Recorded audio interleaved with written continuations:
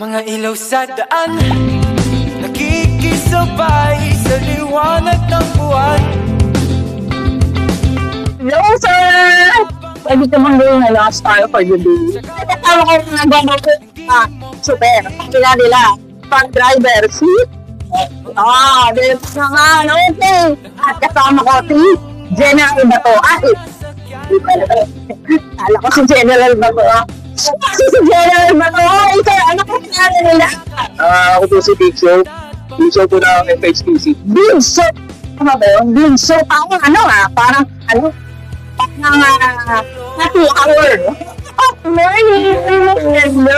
Ano po ang pangalan nila? Words nila po. Kaya, nandito po tayo, mga ka-wanderers sa Cubao Terminal. Tama ba kuya? Good morning po, kuya! Ano po ang pangalan nila? John Lennon. John.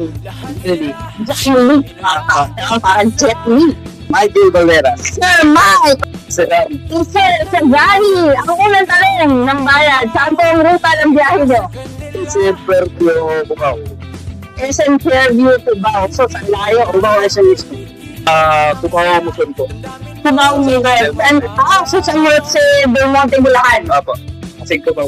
Wow, Paksig Cubao. Mga taga-Paksig dyan. Hanapin niyo si Kuya Jolly, mamaya. Ilan taon na po kayo namamasada, sir? 7 years na po.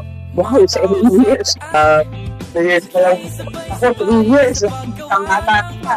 Ang bagong dito si Sir Jolly. 3 years na po ako dito. 3 years, pero sa interval po, talagang nangyari ba? Wala. Tagal na po ako tayo. Wow, at mukhang maayos at disiplinadong driver si Sir Big Show. Nakikita ko sa kanyang mukha.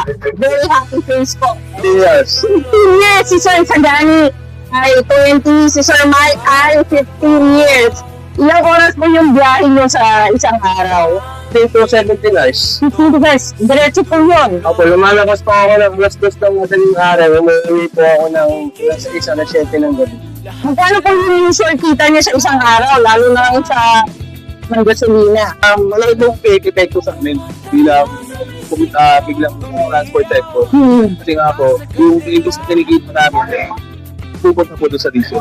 So dati po, antay ko 3 years ago, mga magkano po? Sabi natin ma'am na nasa 700. Tapos ngayon po, Bumaba kami ng mga 400. oh my God, 400 na lang. So ibig sabihin mas mahirap na yun ang take home niyo. Konti lang po pang noon. Okay! Hindi ka tulad dati. Ngayon kung magkano yung take home niyo? 500, ganyan.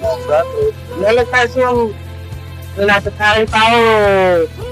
Medyo bumagal kasi yung iba ayaw pumindot ng gas nila. Ayaw makakaplagat, ayaw pindot. Nagtaas po yung gasolina. Halos lahat po, ayaw bumiyahe.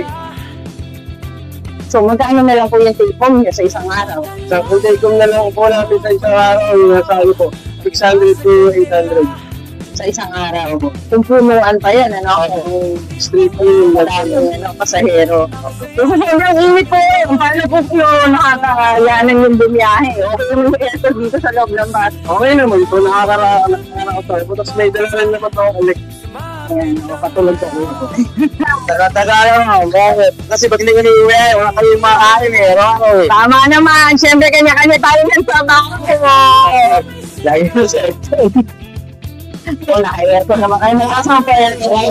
pero hindi rin kasi kinakaya ng katawan ng tao. Pag marami tayo, marami para sa hero. Paano po tingin mo kayong bumabiyahe at bumabangon ang araw-araw? Sino po ang inspirasyon nyo? Mga anak, pamilya, mga asawa ko, pamilya ko. Meron po ba kayo masasuggest sa ating MMDA dun sa mga traffic enforcers natin para mas mapaganda pa po ang ating pamumuhay araw-araw sa daan?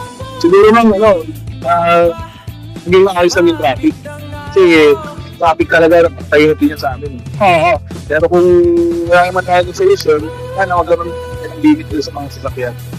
Tama yan, sabi nga ni Kuya George, talagang ganyan na lang tayo ngayon. Biyahe na lang ng biyahe, laban lang. Sir, baka meron po kayong gustong sabihin sa inyong mga kaibigan, shout out sa inyong mga dabartang pamilya. Shout out sa mga kamag-anak ko sa ating grocery na. Shout out sa lahat na nakakakilala sa akin. Maraming salamat, nabuhay na rin. Oo, laban lang tayo, Sir Johnny. Maraming salamat po. Yung pagiging disiplinado po natin, malaking gaan na po yan sa lahat ng nagmamaneho. Nadaan. Oh, sorry sir, wala ko ba yung shout out sa ating mga kapamilya na Bartan. Ilan po sa pamilya ko, ay mga kasama ko sa FHCC. Yun lang po sa chairman po namin. Ay shoutout po kay Sir Talimo. Kinama ko yung aming driver dito. Salamat po. Ayan. Naku, thank you Sir Vincent. Dito lang po yan. Dito lang Sir Vincent. Hindi po kalimutan na. Yan, ang kanyang best biyahe Luzon, San Jose, Del Monte, Bulacan. Dito lang po. Thank you Sir Vincent. Mabuhay po kayo at ingat kapasada.